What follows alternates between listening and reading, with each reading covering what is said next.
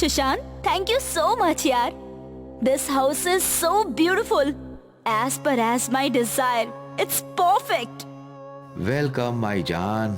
अगर तुम्हारी डिजायर पूरी नहीं करूंगा तो किसकी करूंगा बोलो। You are so sweet. तुम फ्रेश हो जाओ, तब तक मैं थोड़ी सफाई और हॉल की सेटिंग वगैरह कर लेती हूँ। आरोही घर की सफाई करने में लग गई और सुशांत बाथरूम में फ्रेश होने के लिए चला गया। जब वो बाथटब में नहा रहा था तो अचानक से वहाँ की लाइट चली गई और उसको महसूस हुआ कि किसी ने पानी के अंदर उसका पैर पकड़ा है। अरे कौन है? वो डर गया और फौरन बाथटब से बाहर निकला। उसने टॉवेल लपेटा, इतने में लाइट्स फिर से जल उठी। तब उसने देखा कि बाथटब के पानी में भी कुछ नहीं है और बाथरूम में वो अकेला है। थैंक गॉड, लगता है मुझे कोई ब्लेम हुआ है। वो कपड़े पहनकर बाथरूम से बाहर निकला। तब तक आरोही डिनर की तैयारी कर चुकी थी। दोनों ने साथ डिनर किया और फिर बातें करने लगी। सुशांत, मुझे तो ये जगह बहुत अच्छी लग रही है। कितनी शांति है ना यहाँ पर। हाँ सही कह रही हो, शहर से दूर तो हैं लेकिन है बहुत ही अच्छी जगह। दोनों ने काफी देर बातें की और ऐसे ही 11 बज गए। चलो ना, आज जल्दी सो जाते हैं, फिर सुबह थोड़ा और सेटअप करना पड़ेगा। तुम रूम में चलो, मैं जरा बॉस को एक कॉल करके आता हूँ। कहकर सुशांत ने कॉल लगाया और आरोही बेडरूम में चली गई। कमरा तो काफी अच्छा है और इसमें ये खिड़की बिल्कुल सही जगह लगी है। कहते हुए वो कमरे में लगी खिड़की के पास गई और उसको खोलकर बाहर का नजारा देखने लगी। तभी एक आवाज हुई और उसने पलटकर देखा। बेडरूम में लगा बेड अपने आप हवा में उड़ रहा था और जमीन पर वापस टकरा रहा था। ऐसा लग रहा था कि कोई उसको उठा उठाकर जमीन पर रख रहा हो, लेकिन वो नजर नहीं आ रहा था। ये कैसे हो सकता है? ये देखकर वो डर गई और जैसे ही दरवाजे की तरफ भागी तो कमरे की लाइट्स अपने आप बंद हो गई और एक बहुत ही डरावनी लड़की दरवाजे पर खड़ी नजर आने लगी। तभी अचानक से वो लड़की आरोही के करीब आई। उसकी चीख सुनकर सुशांत कमरे की तरफ भागा। आरोही बेड पर गर्दन झुकाए खामोश बैठी थी और उसका चेहरा उसके खुले बालों से ढका हुआ था। आरोही, आर यू ओके? कहते हुए मयंक धीरे से उसकी तरफ बढ़ा। आरोही ने भयानक आवाज करते हुए अचानक से अपनी गर्दन ऊपर की तो उसको देखकर सुशांत की सांसें अटक गईं। उसकी आंखें लाल लाल चमक रही थीं और वो बहुत ही गुस्से से उसको घूर रही थी। आरोही, ये तुमको क्या हो गया? मैं आरोही नहीं, दक्षिता हूँ। अगर आरोही को जिंदा देखना चाहता है तो महेश और इस घर के मालिक विक्रम को यहाँ लेकर आ, कैसे भी करके। इतना कहकर उसने सुशांत को एक जोरों का धक्का मारा जिससे वो कमरे से बाहर जा गिरा। अगर कल रात तक विक्रम को यहाँ नहीं लेकर आए तो अपनी बीवी को मरी हुई देखने के लिए तैयार हो जाना। अब समझ में आया कि महेश और विक्रम में से कोई मुझे ये घर दिखाने क्यों नहीं आया था। उन्होंने कम पैसों में इसका सौदा क्यों किया था और मुझे ऐसे ही इसकी चाबी दे दी थी।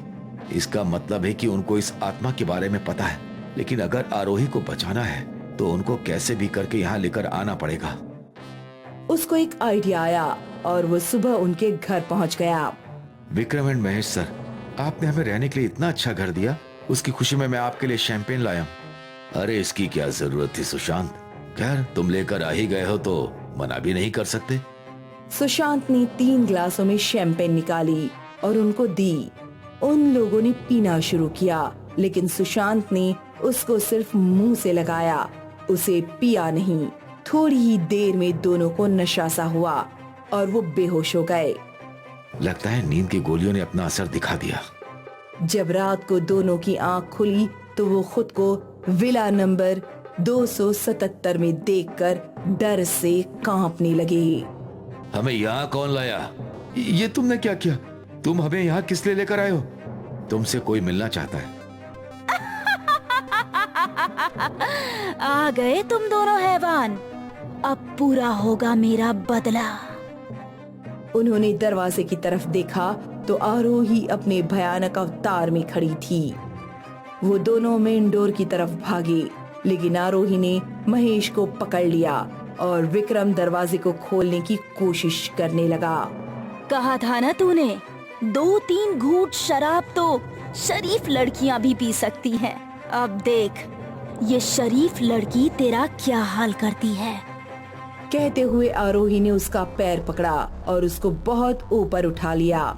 छत पर चल रहे पंखे में उसकी गर्दन आई और धड़ से अलग हो गई। ऊपर से उसकी कटी गर्दन से खून की मोटी धार निकली और हॉल में जमीन पर बिखर गई। ये तो गया, अब तेरी बारी। आरोही ने महेश की लाश को छोड़ दिया और फिर विक्रम की तरफ बढ़ी। विक्रम भागकर जल्दी से एक कमरे में चला गया और अंदर से दरवाजा बंद करके एक कोने में जाकर बैठ गया।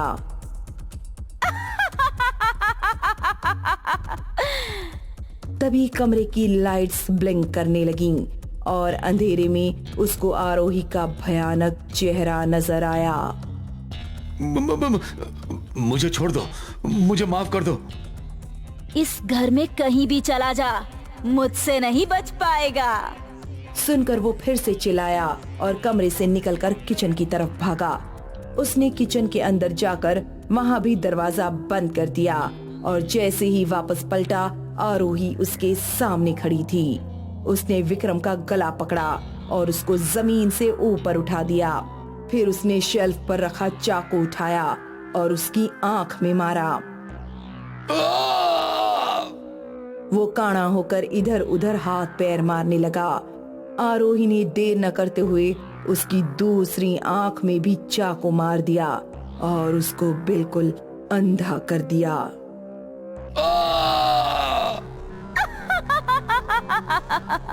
वो अंधा होकर जमीन पर गिर पड़ा और रेंगते हुए बाहर जाने का रास्ता टटोलने लगा।